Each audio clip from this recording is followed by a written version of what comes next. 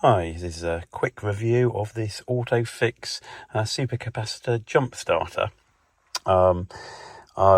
These are about the cheapest supercapacitor jump starter I've found, although they only seem to be available on eBay or AliExpress, but they're considerably cheaper than a lot of the big brands, which tend to be £180, £200 upwards. This is available for £129, and I got it at a special offer at £118, I think. So the idea is this has, rather than being a lithium jump starter, it's got supercapacitors which charge up really quickly. So if you've got a friend's car, you can charge it up in about 5 minutes. If you've got access to a house, you can charge it up from USB in about half an hour. And more interestingly, it will also charge up from a dead battery. My car's currently, which is showing 12, it was showing about 10 volts just a moment ago. So if you're stranded, as I was last week, with a dead battery, you can charge it up from a partially charged battery, supposedly in 20 to 30 minutes. And then dump it all in one instant into the battery and get yourself started. So we're going to try it out. This is from a Chinese manufacturer, Autophix, who seem to specialise in automotive electronics and diagnostics. So I hope they know about car stuff. The specs there are 120 farad, starting current at least 600 amps. Whether those specs are to be believed, I don't know. Often stuff that comes straight out of China tends to be a bit optimistic with its specs. But the advert said it would start a 5-litre car, and this is a 2-litre diesel, so hopefully it's good enough. It's a fairly chunky thing. You can charge it by crocodile clips, USB or cigarette lighter. So currently, let's see if the car will start. It didn't start a moment ago. It might be starting now. Let's see what state it's in. Yep, that's pretty bad, and the voltage going down to 10 volts there.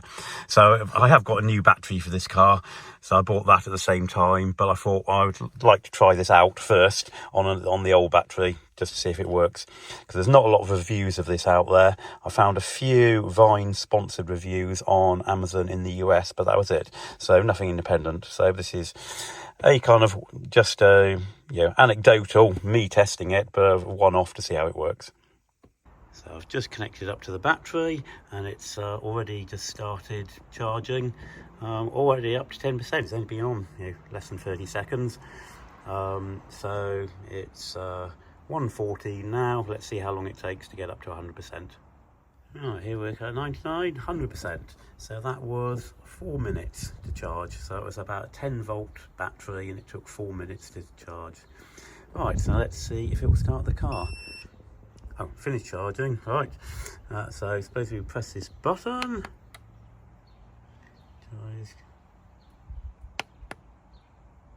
Please turn off the load in the car. Everything is turned off. Press the button to continue. Please wait. Please start the ignition. Let's see what happens.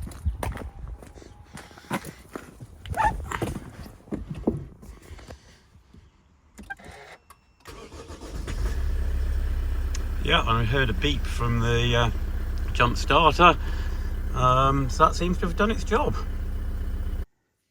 Now there's supposedly a second mode for this, where if your battery is completely dead, rather than detecting when you start the engine and dumping the power into the battery, it will just give you a 10-second countdown.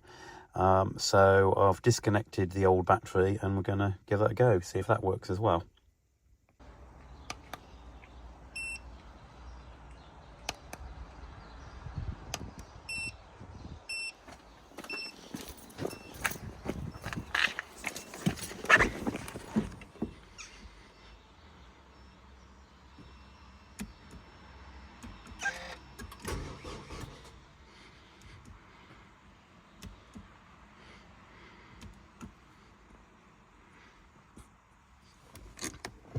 So that seemed to be a no. Let's maybe try that again then. So I've now tested this several times, trying to start the car with the battery completely disconnected, and it just won't do it. on the timer, it counts down to 10 seconds, and then it seems to connect to the battery for 15 seconds. This is a diesel car with a push button ignition, so it does the glow plugs and then an automated starting sequence, which seems to take about 5 seconds, I guess.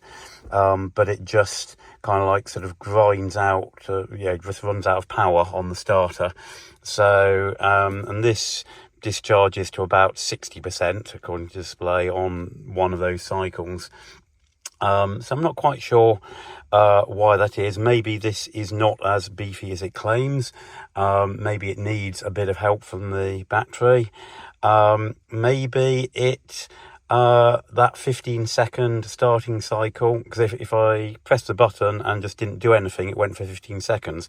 But maybe as soon as the engine kind of starts to turn over, it recognises it, and it kind of, maybe it terminates the cycle prematurely.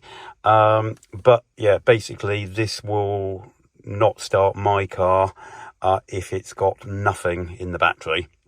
But it will start it when it was down to 10 volts and wouldn't start the car otherwise. So I think it's still probably a useful get you home device, but maybe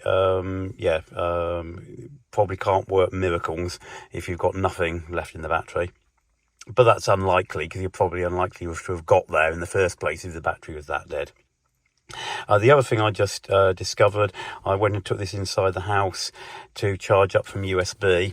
It's got a USB-C port there, but in common with quite a few devices, cheap devices I've got from China, it won't charge from a USB-C charger.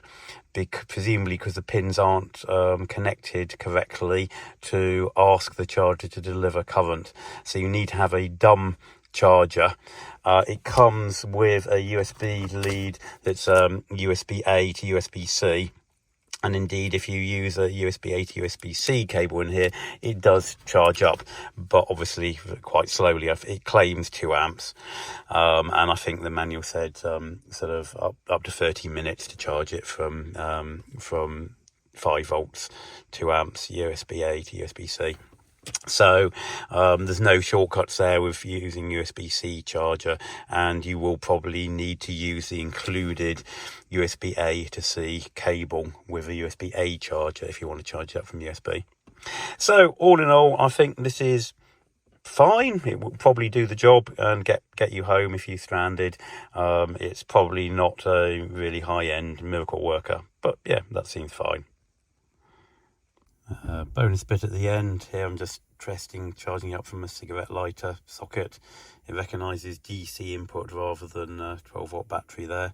The good news is that seems to be charging up about as quickly as it charged up from the crocodile clips. So if you need to charge it up from a friend's car, you don't need to get them to pop the bonnet. You can just plug it into the cigarette lighter socket, and it should charge up in what I think it was 4 minutes with the crocodile clips. And looking at the speed it's going up here, I'd imagine that's going to be a similar amount. And finally, here we are charging up from the included USB-A to USB-C cable. Again, it recognises USB input, but it's barely moving.